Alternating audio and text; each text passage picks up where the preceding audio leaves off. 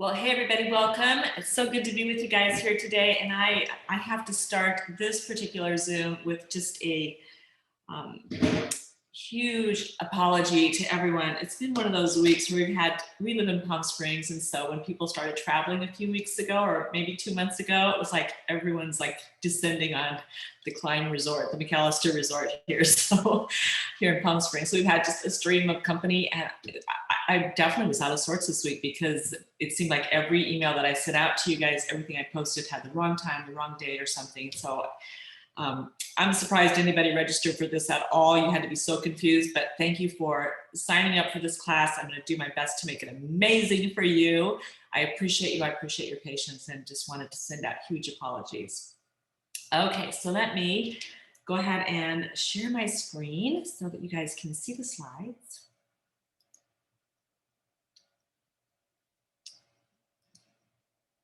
Here we go.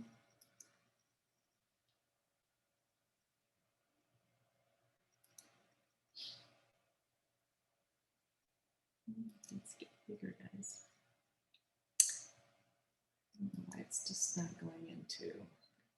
All right, it's not cooperating with me, so I don't want to keep you waiting any longer. We're going to be doing a couple things today. We're going to be talking about developing a recruiting mindset, changing the way we think about recruiting perhaps, and then we're also going to be giving you the right words to say to recruit more consistently. But let's just start with the way that we think about recruiting and what can stop us from recruiting. And the first thing is our perceptions. We feel like we have to convince people to do this. We feel like we don't want to be that person they don't want to see on Facebook because we're stalking them.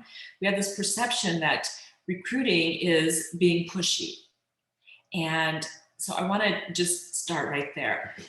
In the first place, if we're pushy, we're going to fail completely. Have you ever been to a store where there was a pushy salesperson just really pushing you to buy this and buy that, and it was just really uncomfortable? And if you're like me, you just left the store and didn't purchase anything. Being pushy doesn't work. It's a total turnoff. So we have to share the opportunity in a way that is exciting and appealing, and that's what we're going to teach you how to do today. But you absolutely do not have to be pushy to be a consistent recruiter. In fact, if you are, it will really hurt your recruiting. So I hope that makes you feel a little bit more comfortable about that. The second thing that really keeps us from sharing the opportunity is that fear of rejection. It's the same with bookings, isn't it? We're afraid to make booking contacts because we're afraid that somebody's going to say no to us. In fact, Brian Tracy said we would all be successful except for the fear of rejection. So let's just start with that no that is so terrifying. You know, have you ever thought about doing something like this? No. Would you like to join my team? No. I'd love to have you on my team. What do you think? No. We just feel like that is a rejection. That's the best word for it. And in fact, if we are going through McDonald's and the salesperson says, would you like fries with that burger? And we say no, he doesn't retreat to the break room and just burst into tears. We're not rejecting him. We just don't want any fries today. Maybe tomorrow we would, but today we don't. And it's the same with somebody telling us no to the business opportunity. They still like us. They still think we're a great consultant. They're just not interested in the business opportunity. And we can try and overcome some of their concerns. We're going to talk about that later. But they may it's just a no, I'm not interested. That doesn't mean I don't want to buy from you. Doesn't mean I don't think you're a great consultant. It just means I'm not interested in the opportunity, which is okay. We need customers, and we need hostesses, and we need recruits, and we need leaders. So we need a little bit of everything. If everybody joined, we wouldn't have anybody to sell to or anybody to book with. So we're just looking for those certain people that it's a right fit for. So if they say no, it's okay. Don't be afraid of that. It's just not interested in the opportunity, not that they don't like you. Here are a few thoughts that over the years really helped me to see sharing the business opportunity as what it really is, a gift. The first one is from Zig Ziglar. Most of you, I'm sure, are familiar with Zig. He's one of my very favorite authors, one of the, if not the most famous motivational speaker in the world before he left us, certainly one of the most. But he said in one of his books, you can get anything you want if you just help enough other people get what they want. And I love that quote because that really says exactly what I'm trying to communicate to you. Recruiting is all about helping people get what they want, helping other people get what they want. If they join, they get to make more money. They get to provide things for their family that they couldn't have without that income. They get to make new friends. They get to do something fun. Do we benefit from that? Yes, but that's not about that. It's about helping other people get what they want. And if we do that, then we get team members. We get a larger income. We get people that we get to train and support. The second is recruiting is simply sharing something you believe in with someone who will benefit from it. Have you benefited from your business? Has your family benefited from your business? Do you get to do things that you could not do financially without your business? Does it give you an escape, perhaps, to just be with other people and outside of your family? Just, a little break, perhaps. There's lots of different reasons that people join, but has it done something from you? Have you benefited from it? Is there any reason to think that other people wouldn't benefit from it also? Wouldn't like to have some extra income to provide things for their family? Wouldn't like to just get out a little bit and be with other adults? So I love that one. The third is focus on them. And as I said a moment earlier, they're benefiting from this. Do we too? Yes, we do. But if we focus on us, I need to recruit for this incentive trip. I need to recruit to build my team. I need to recruit to make more money. Then it can be a holdback from us because we don't like to push people into things. We don't like to benefit from other people, some of us. So it can hold us back. But if we just focus on them, what would this do for this person? How would this person's life be different with this business? And it makes it so much easier because it's all about caring about them and not about us. The next one is, our job is to offer, theirs is to accept or decline. And I absolutely love this one. I can remember when I heard it. I was at a meeting in Plymouth, Massachusetts, and we were at a top leader event that we did twice a year. And I stepped out into the hall to make a recruiting contact, a follow-up on our break. And at that point, it was just a final, nope, I decided I'm not going to do this. And I was just so frustrated. And I came in and I said to my upline, oh my gosh, I've been working on this person for 3 months. And she just said no. And my upline said something fabulous. She said, working on her? Is that what we do? That's not our job, Sherry. Our job is to offer, to share the business opportunity with them. Their job is to accept or decline. We don't have to convince anybody, work on anybody. And it just took this huge weight off my shoulders because for all of the years that I'd been in the business, I felt like if I was good enough to get them to think about it, to generate that interest, but I didn't close them, that was on me. I was doing something wrong. I wasn't following up right. I wasn't using the right verbiage when I was chatting with them afterwards. I was somehow losing that recruit, and it was my fault. And that just took this huge weight off my shoulders. And I realized that all I'm doing is sharing the opportunity, following up, responding to questions, and then they've just got to decide if it's the right fit for them. And whatever they decide is okay. And with all of that said, we can offer the opportunity to, this person and that person and on and on and on and on. But if we're not using the right approach, the right language, it's easy to say no. So that's what we're going to talk about next, is making sure that we're using the right language to get more yeses. We talked, most of you, I'm sure, were with me on our training that we did in May, which was all about recruiting at your parties and raising that interest level. If we just approach people about the business opportunity without doing things to get them interested, it's really easy to say no. It kind of came out of nowhere. But if throughout our party time, we are planting those recruiting seeds, we're sharing our why story, we're playing a Q&A game, we've done the right things to raise interest. Now it's time to talk to people. So we also want to remember that people join the business for different reasons. You may have joined because you wanted to make extra income to take your family on a vacation. You may have just wanted to get out of the house a little bit. You might have just wanted a break from the kids. Maybe you just wanted to make new friends. Maybe you wanted to pay off that credit card. People join the business for all kinds of different reasons. And we have that natural antenna for people who are interested for the same reason we are. When we hear somebody say, oh my gosh, it was so great to get out tonight, and that's why we joined, just for a break, we instantly think maybe she'd want to do this. If it wasn't the money that brought us into the business, and by the way, money is the #1 reason that people join us. So if you're thinking about money, you're on a pretty good percentage track, but it's not the reason that everybody joins. So we want to have antennas when we're listening for clues that will tell us why this business might fit for them, for people who aren't joining for the same reason we are. We do that naturally. Let's be intentional about listening for clues that will tell us why other people might want to join this business. So let's talk about recruiting and the dessert tray. I love this analogy because I came from the restaurant world. I was in the restaurant industry for 13 years in various different positions and different companies. And so I think like restaurant people. It's just one of my natural fall tos. And what do I mean by recruiting and the dessert tray? It's the most common approach. And I think I said this when I sent out the information about the training. The most common approach when we're talking to somebody about the business opportunity is, have you ever thought about doing something like this?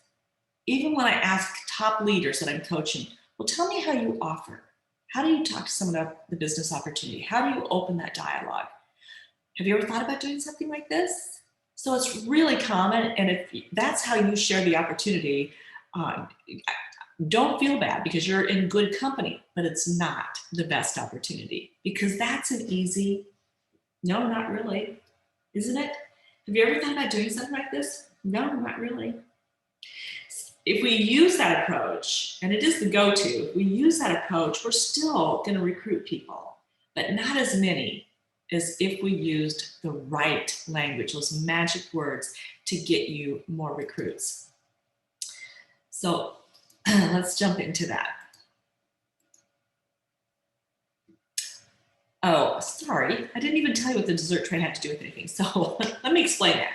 So in my restaurant world, or you even, if you're just sitting in a restaurant and you finished up your meal and the server comes by and she collects the plates and says, can I get you anything else? What do we say? No, I think we're good. But same scenario, they take the plates away and then they say, we've got a fabulous apple pie or coconut cream pie tonight. Is there, can I tempt you with either of those? That's more appealing, isn't it? Ooh, I love apple pie. It kind of makes us think about it, makes our mouth water a little bit. So that's a better approach.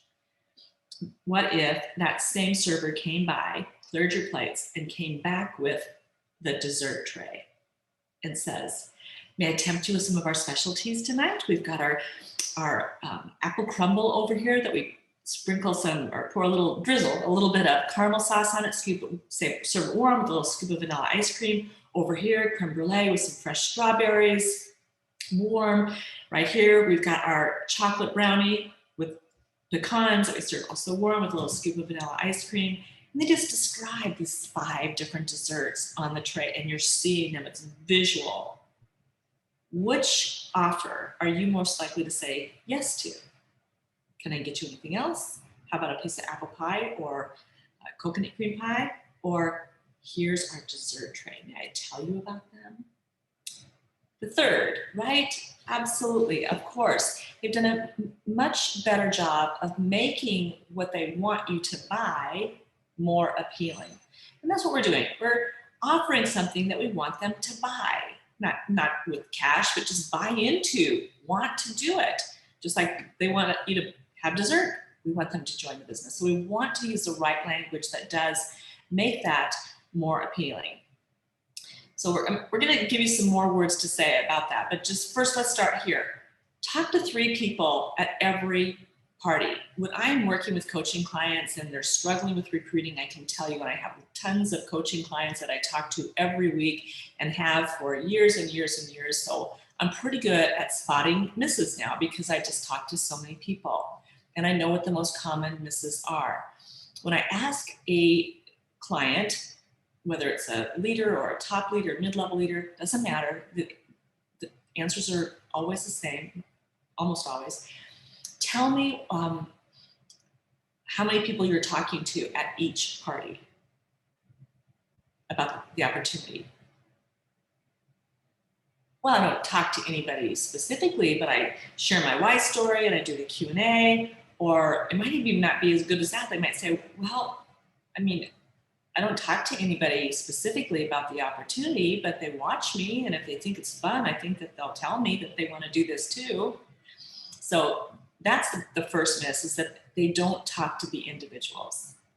Last month, we talked about how to raise that interest level, but we've got to talk to those individuals. They will not come to you. It is such an anomaly that somebody comes to you and says, I think I want to do this. First of all, they don't think they're good enough. They don't think they can do it. So their lack of confidence keeps them from coming to you and saying, I think I want to do this. Once in a while, but it's such an anomaly. So if we're not going to them, just like we have to go to them and say, let's get you on my schedule. Let's have a party. Let's get you booked. Same thing here. We've got to talk to 3 people. Some companies will tell you, ask every single person at checkout. And I'll say, at those companies, when I'm coaching those people, they don't talk to anybody because talking to everybody is too overwhelming. So they just don't talk to anybody. I'm going to tell you 3 is a great number. That's all we need. If we're holding 2 parties a week and we have 8 to 10 guests at each party, and we're just talking to 3 at each of those, that's 8 parties a month, 3 people at each party. That's 24 people that we're sharing the opportunity with. 1 out of 10 will say yes. You've got 2 recruits a month. That's, as you remember from our trainings in May, 2 recruits a month is explosive growth mode. But we've got to talk to those individuals. The other big miss in recruiting is, as I mentioned last month, that our party count is too low. It's 1 party a week for maintenance, 1.5 parties a week for slow growth. That's 6 parties a month and 1.5 recruits a month. And then 8 parties and 2 recruits is explosive growth. So party count and talking to those individuals are 2 of the big needle movers in making sure that you are a consistent recruiter. Another thing that we want to do when we're offering the opportunity is start at the top. If you are talking to them at checkout or at any other point, but typically at checkout, is we want to offer the opportunity first. Well, let's get you checked out. Let's get you taken care of. But before we do that, and then you offer the opportunity with the language I'm going to give you in a little bit. But you start with the opportunity. And then if they say no, then we drop down to, well, maybe you'd like to have a party, and give your girls a girls' night out. And if we get a no there, then we say, all right, well, then let's just get you checked out. And that's where we do the upsell. Do you need any gifts for any friends? Do you have any occasions coming up? We do the upsell. Oh, I see you got this. This goes fabulously with this. So we upsell, but we start at the top, business, booking, upsell. And that feels like a let go, kind of like letting them off the hook, letting them off the hook, letting them off the hook. So the upsell is easy. It's like, okay, yeah, sure, or something else. I'm not booking and I'm not joining. But when we start at the bottom and we take their order, we upsell, and then we ask for a booking. It's like, can I have something else from you? Can I get you to do more? And they say, well, yeah, maybe I'll think about, I'm thinking about having a party. Then we go, well, maybe think about joining. It just feels like push, push, push. This feels like let go, let go, let go. It's just a much more effective and successful way of sharing the business opportunity at checkout. Okay. Our hostess is our #1 prospect to recruit because she has a network. We know that she's having a party. She loves the product. She's having a party. So she is our most likely prospect, and we're going to get bookings from that party that we can give her. So she starts out with bookings. To get more hostesses to say yes, let's start at that initial hostess coaching. And when we're going through that packet with her, and we're pulling things out, her hostess packet, and here's your hostess brochure, and here's your catalog, and here's some order forms for outside orders. We're going through that hostess packet. Make sure you've got something in there about the business opportunity. If your company has a brochure, put that in there. If they don't, just put in a one sheet that just shows them what income they would earn holding one party a week, 2.5 hours a week, this much per month. 2 parties a week, this many hours a week, this much in income per month. 3 parties, 4 parties. So that 4 parties a week is 10 hours a week in party time, and you're making this much a month. Something like that. But when you get to that one and you pull it out, just say, I put a little information in here about our business opportunity because so many of my hostesses decide that this would be a really fun way to make a little extra income or just, have some time with girls once or twice a week and just hang out with them or make new friends or, just do something fun. So there's a little information in here about that. So be sure you check that out. I'm not trying to close her. I'm just trying to raise interest. At that second contact in hostess coaching, that's where I'm going to say, did you get a chance to look through that information on the business? And if she says no, don't let that stop you. That's again where we can say, well, a lot of my hostesses choose to do this for some extra income, something fun to do, and I can't help but think you would be amazing at this. And then tell her why. You've got such a great network. Your friends love you. People are drawn to you. You could be a natural and be a fun way for you to make some extra income. What do you think? Just trying to raise interest and tell her why I think she would be good. When you arrive, say to the hostess, watch what I do tonight. Now you can do this either online or in person, but just say, watch what I do tonight. Private message her if it's an online party. Watch what I do tonight. I want you to see how easy this is. And then, and this might be a fun way for you to make a little extra income. Something like that. And then when she is participating, she can't help but watch you and pay attention to how easy your job is. But then of course, we have to make sure that our job looks easy, right? Because she's watching now. And then after the party, you can say, do you know, Amy, that if this had been your party, you would have earned $100, you would have earned $150, whatever your commission would have been that night. Don't say, do you know I earned, because that feels a little braggy.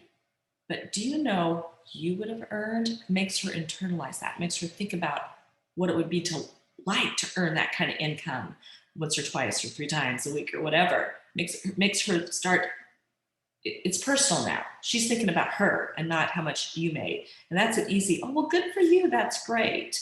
But when you say it that way, she starts to think about what it would be like to make that kind of income. Now, if you heard me say a moment ago, I'm going to book parties, that makes it easier for me to recruit her because I'm going to hand her these parties. How many of us, when we have a party with 2 or 3 or 4 or 5 bookings, we hesitate sharing the opportunity with the hosts because that means she's going to get those parties and I need them for my party count. How many of us hesitate? That's what happens when we have a lacking calendar. When we don't have so many parties on our calendar that we are happy to hand those off, we have a scarcity mentality. When we have a full calendar, all the parties that we want to hold, we're good. That gives us that abundance mentality. It's why I loved keeping 30 to 50 parties on my calendar. I could give my extras to my team, make overrides on the parties that they were doing, and I made money. I can only do so many a month. So if I can overbook my calendar like that, I still make the money on the parties that I want to do, and I can hand them off and make even more money. But certainly with that kind of a party count, I'm not saying put 30 to 50 parties on your calendar, but if you've got 10 or 12, at what point would you say, it's so easy for me to pass off those parties? That's the number you want to get to. A place where you can say, Jenny, you had 3 bookings tonight. Your friends love this product, and of course they love you. If you decide to become a consultant, I'll give you those parties. They're your friends. They would rather have you do it. What do you think? Of course, after you told her how much she would earn tonight, right? But a full calendar allows us to have that abundance mentality where we can share the opportunity with our #1 prospect without any hesitation. So here's an example of one of those occasions with myself. I had just started up with a new company. And so I'm a new leader with this company. And I did a party for a gal that I met her at a party. And so I did her party. It was probably the best party I ever had at that company. She had 18 people in her living room, and her living room was about the size of my office. So we are just crammed in there. And she had an $1,800 party. And I'm a new leader. I haven't had a party anything close to this. And so, but I want to recruit too, because I want to find new team members. And I am thinking, wow, she's got a great network of people that would support her. I think she could do really well in this business. And so on the way home, I called my husband, ex-husband, and said, oh my gosh, I just had an $1,800 party with 6 bookings, and I think she's going to do this. And he said, you actually shared the opportunity with her? I mean, that you're giving her those bookings. And he was so upset with me. But I'd been in the business long enough, because it wasn't my first rodeo in direct sales. I'd been in the business long enough to know that the money, the real money, is in recruiting and turning those leaders into leaders, those recruits into leaders who build leaders. So I knew that you start with the recruit. That's the first step. And she was going to be a good one. I just felt it. So I shared the opportunity with her. It took me about a week to get her on board with a yes, because she had some bad experiences with other companies. But the bottom line is, if I had kept those parties, because I could see in my report what her party count, what the volume of each of those 6 parties were. I knew their names, so I could recognize the hostesses. I could see every single party and how much it was. So counting her launch party, which I just gave her that party because it was her friends and her sales, and we hadn't closed it yet. So I gave her that. That was her launch party. And then she had 6 more, because at our company, you had to have 6 parties in a 2-week time frame within your first 30 days of business. So 6 parties plus the launch party. And her my total income from those would have been $1,248 from those 6 parties. But because she became a consultant and eventually a leader of mine, I made $5,000 a year on her. So there was a $1,248 hit if I kept her party and her 6 as mine and kept the commissions. But because I gave them to her, I made $5,000 a year. But it's more than that. That's the money part. That's why it's smart.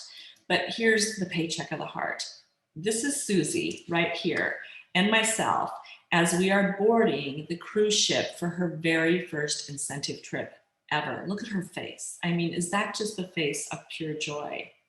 And I got to help her earn that trip. She was in my downline. I got to coach her and support her and train her and help her earn that first incentive trip. But from then on, she actually moved next door to me a few years later, and we became just close friends. She could just like walk across the driveway to my house, and we'd sit out in the backyard and have wine together. But we went on many incentive trips together after that. That's the paycheck of the heart. The friends that you make, the excitement that you get to give them in their life, the passion that you get to give them and share with them, and just the joy. That is the paycheck of the heart. There's the money too, but that's just so fun, isn't it, to see that picture? Okay, so we're going to get to the language, I promise, but I'm also just giving you lots of clues on how we get to that language and who we talk to and why we talk to them. When we are in presentation mode, and this is especially true when we are doing in-person parties, and I'll tell you what, I'm talking with my coaching clients, and so many of them are in the States where they can get back to in-home parties. And even if they've never done them before, they're doing them now because that's what people want. They want to see their friends. They want to be in the backyard together. They want to be at a wine bar together. They want to have a happy hour together, in the living room together. They just want to be together. And so we're booking in-home parties much more easily than we are Facebook parties or Zoom parties right now. So if we're in person with them, we can watch for those hot buttons. We can even pick up on them better at Zoom parties than we can with online parties. But if we are listening as they're arriving, as they're checking in online, if we're paying attention to comments, what they're saying, we'll get clues as to why our business might be a good fit for them. So we want to watch for those hot buttons as they're arriving, during the party time, and even in shopping time. Just pay attention. That's part of going into our parties with a recruiting focus, like we talked about in May, and really thinking like a recruiter, not a seller, not a booker, but just really thinking when they say that, ooh, they were so excited to be, at this party. Maybe they'd like to do this more often. Ooh, I heard her say to her friend that she just lost her job or had her hours cut, or is trying so hard to pay off her credit card, or she's just got engaged and she's got a big expense to pay off that wedding. But if we're paying attention, we'll very often get clues as to why this business would fit for them. And that's their hot button, knowing why their business would fit. So that means that when we do that, we can use the language, we can refer to their hot button when we're sharing the opportunity with them. What we know might make it easy for that person to say yes. That's our goal, to make it easy for them to say yes. So here we go with the magic words to say when we're approaching that individual with the opportunity. It's what I call the why you should, why you could offer. The why they could comes first. What would make them a good consultant? And again, listening is a big part of this, paying attention.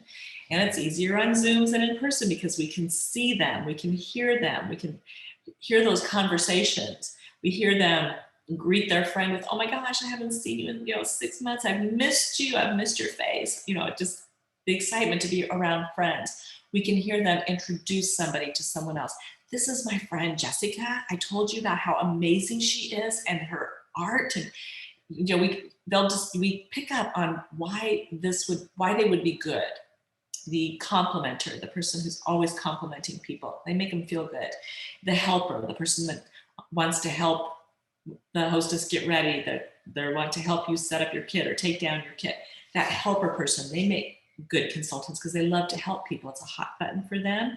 What about the fun person? What about the funny person? So the smart person, the professional person. So there's lots of things about people, qualities that would make them a good consultant. And when we can tell them why they'd be good, it builds their confidence and it helps them to think, ooh, maybe I could do this. The why they should is what this business would do for them. So again, where listening really helps. Did we hear them say, it was fun to just get away from the kids for an evening? Okay, that's why they should do this. Did we hear them say their credit card is driving them crazy? Okay, that's why they should do this. What clue did they give you that would tell you why this business would help them? When we combine those two, we've got the perfect offer. Something that is so much easier to say yes to than, have you ever thought about doing something like this? No, not really. Now we got to tell them why they should.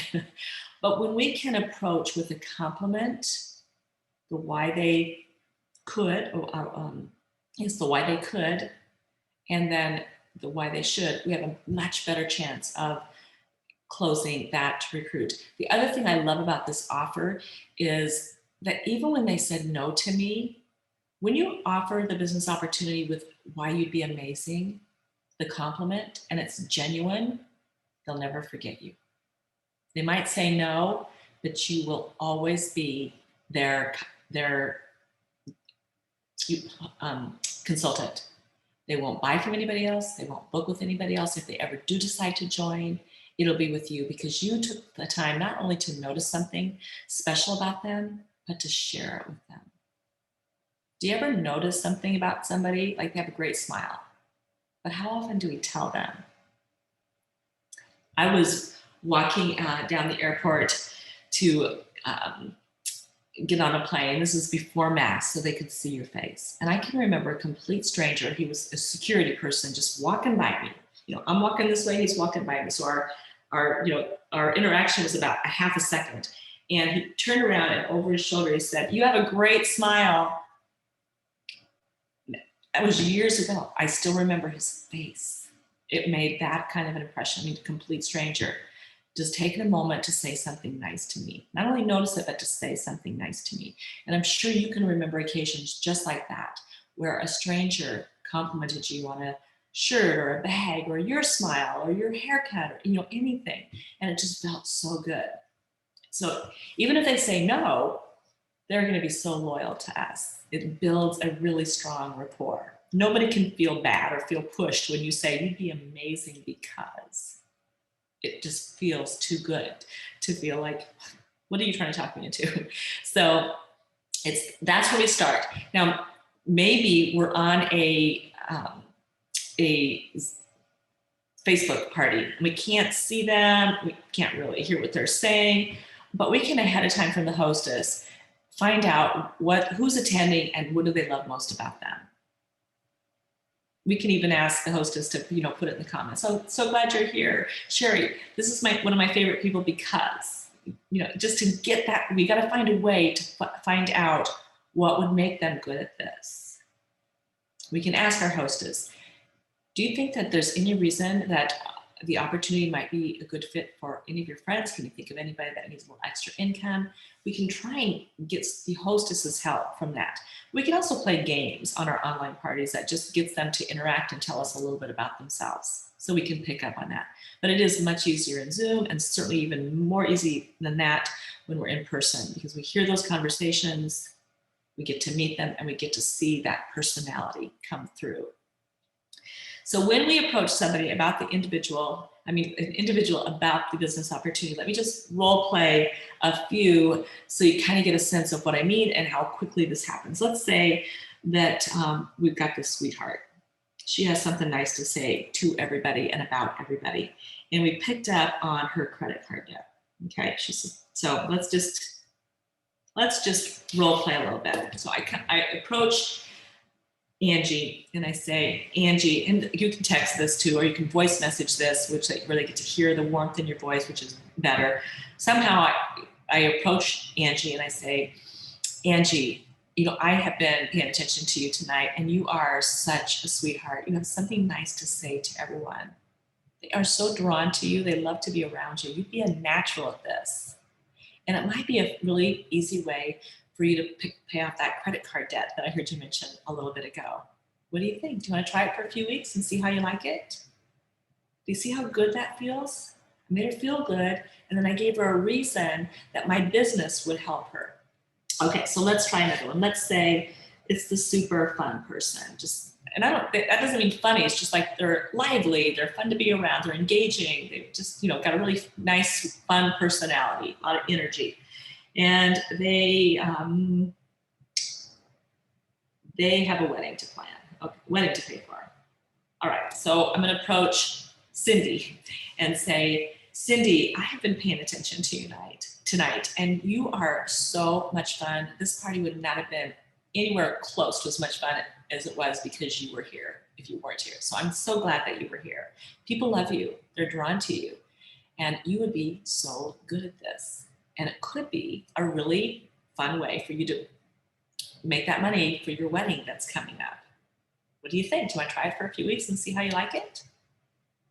That's how it sounds to share a why you could, why you should opportunity. Does that make sense? So I just gave you a couple of examples. If you need me to do more at the end, I will be happy to do that. Or if you have any questions, of course.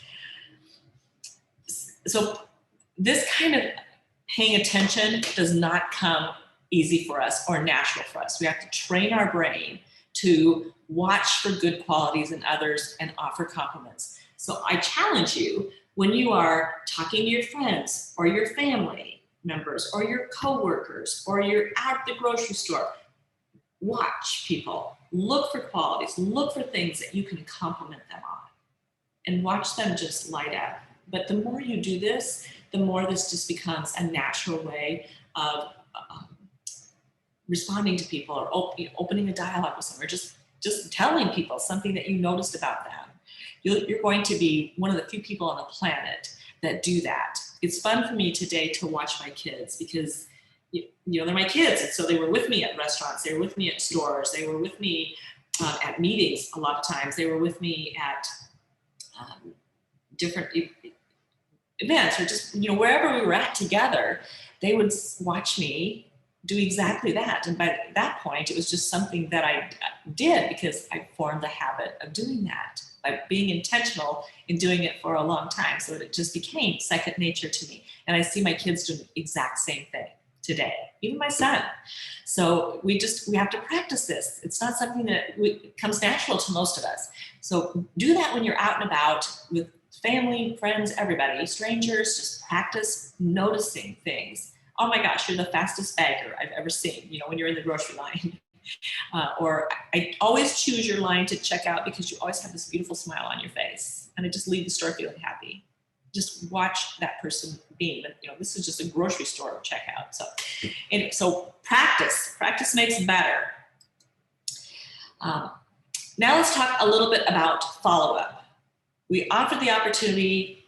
They say, I think I might be interested in this. And last month we talked about don't throw up information on that. We're just going to say, when somebody says, I think I might be interested in this, we don't just tell them everything we love about this and just overwhelm them because the confused mind just says no. All we do is hand them a recruiting packet and say, I am so glad. What is it about your business that appeals to you? And let them tell you. Now you know what their hot button is. Now you know why they're thinking about doing this. And make a note of that, right? So we're not going to do much more than that except schedule a time to follow up. And the recruiting packet, it's just paper. So paper does not recruit people. People recruit people. All that recruiting packet is a reason for you to follow up. That's all it is. And a lot of times they haven't read it. And don't let that stop you either. Just like if they didn't look at the brochure in the hostess packet, don't let the recruiting packet stop you if they haven't looked at it. Just say, that's okay. There's nothing in there that we can't talk about right now. So when they tell you what their hot button is, just say, let's talk more about that. Because usually we're at a party or we're just messaging back and forth. But let's schedule a time to have a voice-to-voice conversation. You want them to hear your passion. You want them to hear your emotion when you're talking about them, but just so much easier and faster to do a voice-to-voice conversation than texting back and forth. It's just too much texting, too much text for words when you're doing that. So just have a voice-to-voice. But that's what we do. We just schedule a follow-up. Make sure it's within 24 hours. We have our best shot at recruiting somebody when we've generated interest within 24 hours of generating that interest. And then after that, their self-doubt starts to creep in. I don't have time for this. I don't have the right clothes for this. I can't even think about how to do a Facebook party. It's so overwhelming. I don't even know how to do graphics. I mean, I'm too busy for this. All of these doubts start to creep in. But in 24 hours, their enthusiasm, their excitement level is still very high. They had trouble sleeping because they're really excited about this. So follow up in 24 hours. And when you do follow up, talk about the 1 or 2 reasons they told you they were interested. Well, I just need something fun to do in my life. I have kind of a stressful job and the money would really help me to pay down my credit card debt. That's the 2 reasons that they're interested. Usually they just give you 1. But whatever it is that they told you, that's all we're going to talk about. Okay, so you want to take your family to Disneyland. Okay, so tell me how much you think that's going to cost. Give me a round, ballpark figure of your airfare. I'm just taking notes. Okay, excellent. And then Disney, tickets to get into Disney, how much is that? You can do anything else there while you're there? Let's kind of get an idea of how much that's going to cost. What about meals? Just get an idea of what this Disney trip is going to cost you. And let's say that airfare, tickets, blah, blah, blah, it's $3,000. Okay, so how, and this is where just the simple math comes in. How much will she earn at every party that she does? And let's say it's $150. Okay, so if she does 2 parties a week, that's $300 a week.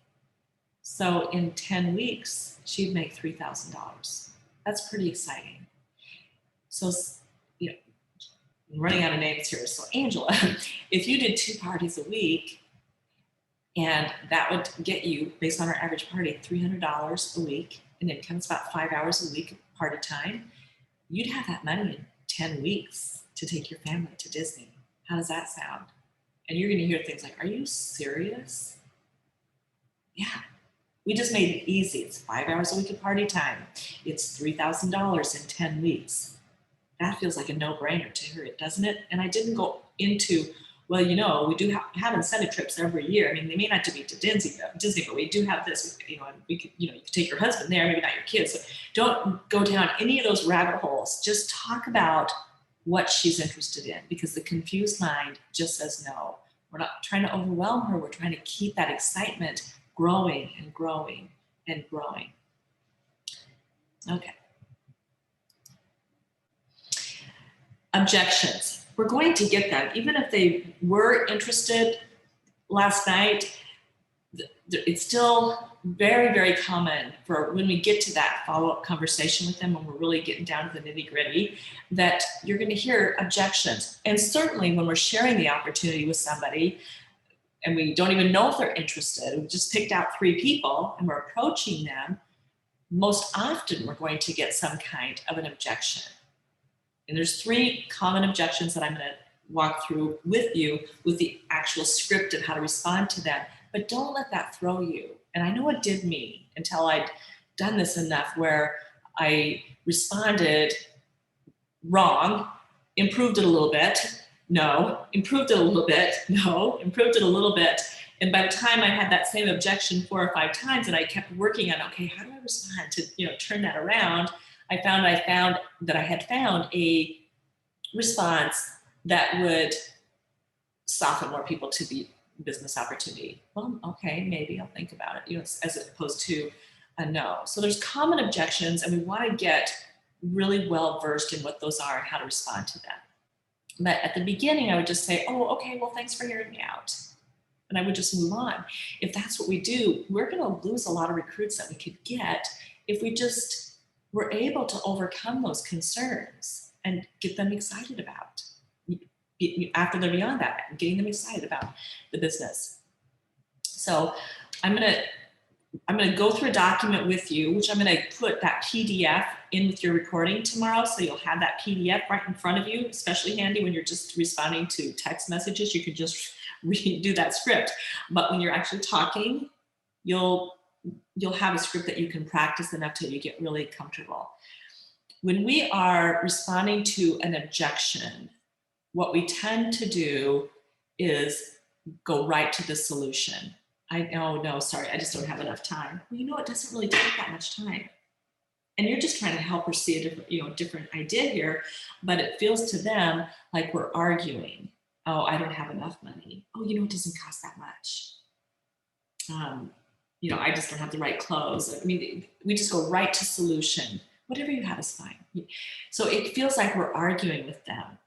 We want to use a technique that is really old. It's been around since I got into sales in 1985. So we want to change the language for sure, because it has been around so long. But the concept is good. It's called the feel, felt, found technique. And when we say, I know how you feel, we validate what they just said. Oh, yeah, I get that. That makes sense. I felt that way too. It means I can relate to that. I hear you. And what I found is, and then we go to the solution. But we start right here at solution. Oh, it doesn't take that much time. Oh, your clothes are fine. We just start with the solution. We want to validate their concern, relate to it, and then go to solution. So let me go pull up, where did that document go? I'm going to stop sharing my screen for just a moment. Well, here we go. Here we go. I'll just minimize this. All right. So here we go. These are, I don't want to end the meeting, so I'm just going to leave that there. And if you can't see, I feel like you can see my screen, but if you can't, just unmute and let me know. So overcoming objections with prospective hostesses and sponsors is where a lot of people get stuck. They just say, okay, thank you for that request, where they might be thinking it'd be fun to do this, but how would I fit it into my very busy life? But what she might say is, I'm too busy. And a lot of us just give up immediately and say, okay, I understand. However, when we can offer a solution, we still have a good chance of recruiting that person. However, when we go right to solution with, this business is flexible, you can work it around your schedule, it can feel like we're not listening to them. So you kind of get what I was saying there. You're going to get this PDF, so I don't need to read it to you word for word, but let's just go to those objections. And again, you're going to get this PDF, so don't worry about screenshotting it or anything like that. The number one objection, and has been for over a decade, you're so busy, right? And so are they. We are working with the busiest woman in the history of the world, trying to sell to her, book her, recruit her, move her into leadership, up through the ranks of leadership. So it's more challenging than it was before. This is the number one objection, is I'm just too busy. So we want to, and I'm going to read this to you and point out some certain things that I think will jump out at you. I can certainly understand why you'd feel that way. So that's I know how you feel. See, we're changing the language up. Now, I know how you feel, but I can certainly understand why you would feel that way. So many people that I talk to these days are very busy.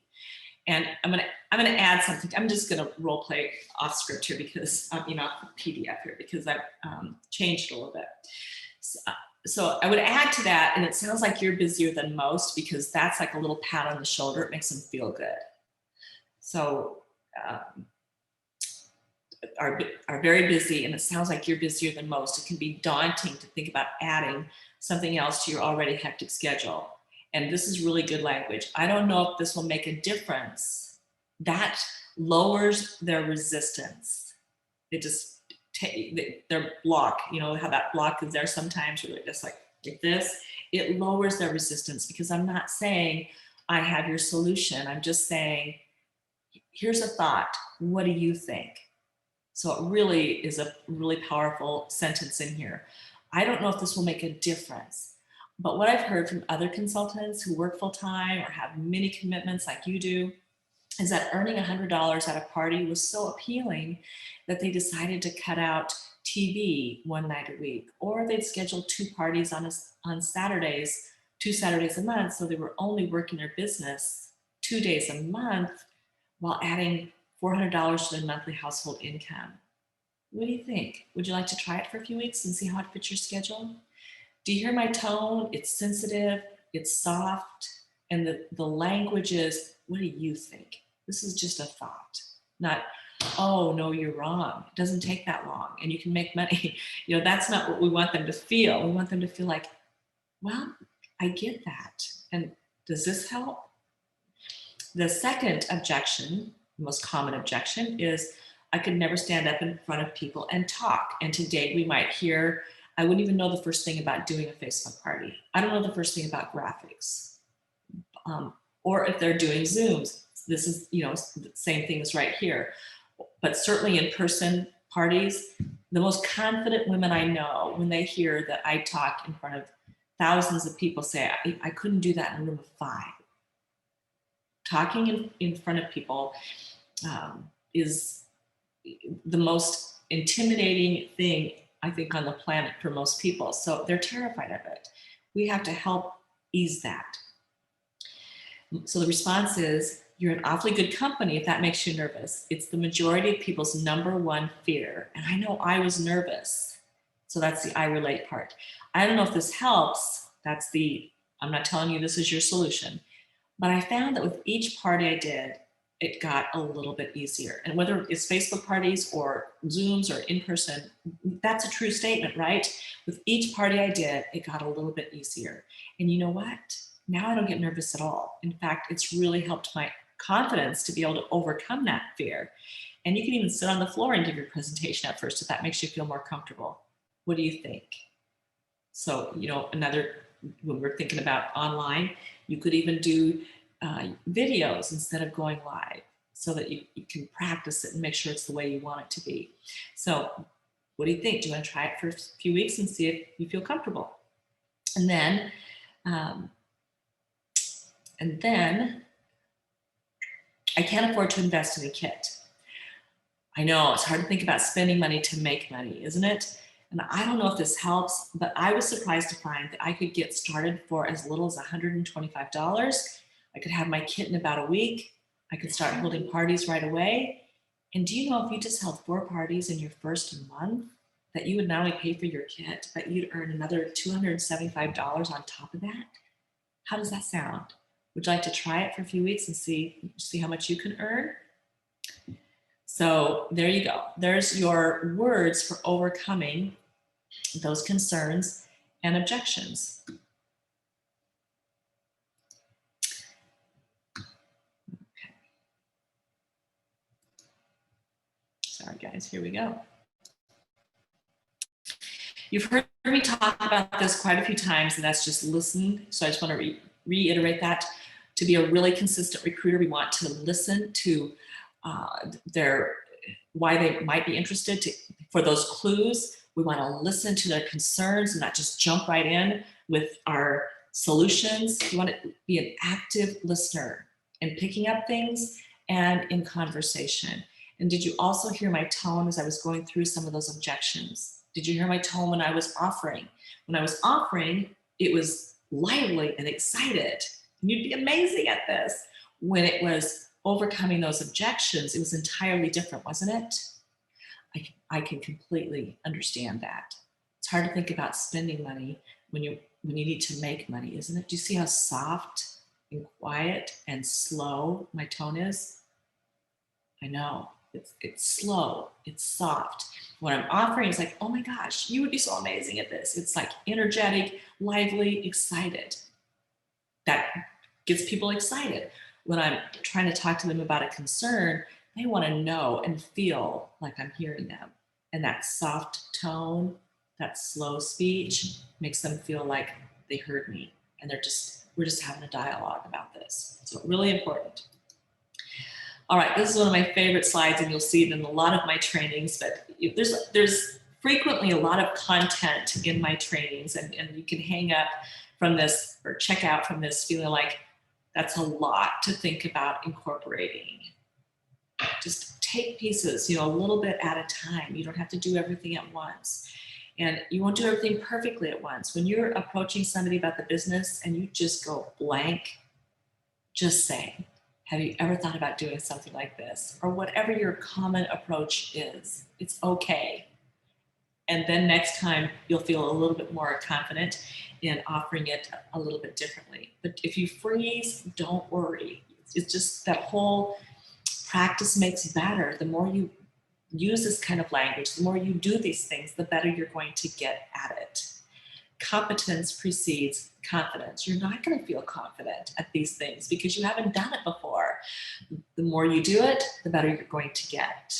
Just like your parties. You are not confident at your parties at your first one, or probably your second, or maybe even your third, but you are more confident at your second, more confident at your third. The better we get at something, the more confident we get. The expert at anything was a beginner first. I've been in this business for a million years, so there's not much anybody can throw at me, whether it's a question from you guys or an objection or a concern. There's just, I've heard it all too many times. So I'm pretty good at responding to whatever, but it's just because of my experience. 35 years ago, I was with you brand new consultants. If there's any of you on this training, I was right there with you. I didn't know how to do a party. I didn't know how to book a party. I didn't know how to recruit. I didn't know how to host a coach. It was all new to me. But over time, I got better, and so will you. The expert at anything was a beginner first. All right, so now that's all I have. I know we're at the hour mark, but I do want to make sure that if you have any questions or thoughts that I give you a chance to ask those. Oops, I think I just closed chat. Cheryl, how to respond to a stylist when someone they have known for years signs up with you because that person feels that you can help them more? How do you handle these situations? That's a tough one, isn't it, Cheryl? Because we can have really hard feelings there, for sure. So first, do the right thing. When somebody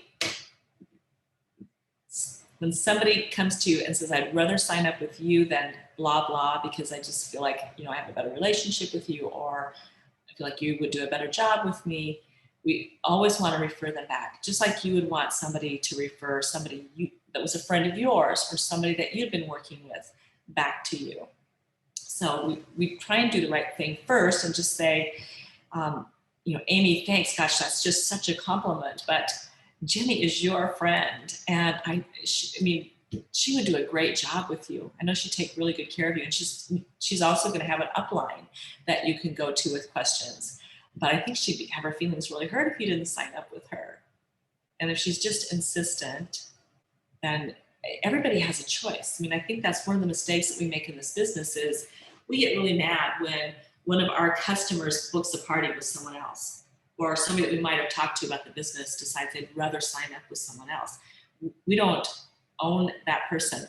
They're not our customer. They're not our hostess. They're not our recruit. Everybody has a choice. And if they'd rather buy from someone else, book with someone else, join with someone else, that is their choice. And when we start a back and forth, like, but I'm your friend and you should sign up with me, or I've been your consultant for 6 months, you should be booking your parties with me, we can lose that customer, that booking, that recruit forever. They just don't want the drama. You've made them feel bad. They don't want to feel bad. So how we have that conversation is really important. If it's your friend and they're talking about signing up with someone else, they may not even know that there's a benefit. Maybe they were just at a party and they thought, oh, she's fun. May not even know that you get paid when they do parties. So we just had that upbeat conversation. Jenny, we've been friends, for 20 years. And I know you were at Linda's party the other night. And she said that she let me know that you were interested in signing up with her. And if that's what you want to do, it's okay. But I would love to have you on my team. We're friends. I'll help you. I'll support you. And I'm not sure if you know that we get paid on our downline. So whatever you want to do is fine. Sometimes people don't know that. So we have that dialogue with them. Or we ask that consultant who she's talking to have that dialogue on our behalf. Do you know that your friend would get paid 5% on every party you do, and if you sign up with me, she won't? Just try and do our best to get that person to go back to our friend. I want to make sure I'm answering you properly. So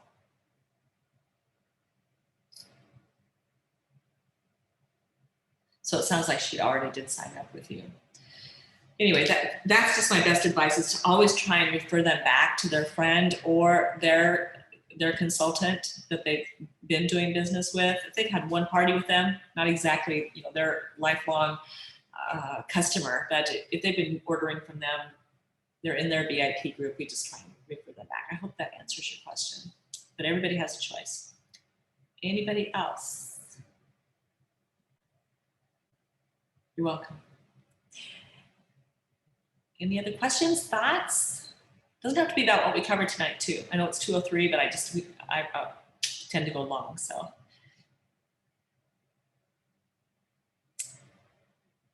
Thanks, Kirsten.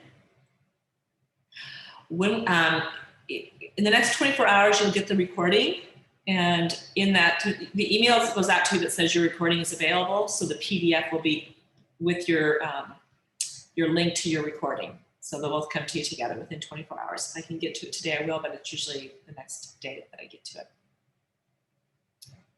Okay.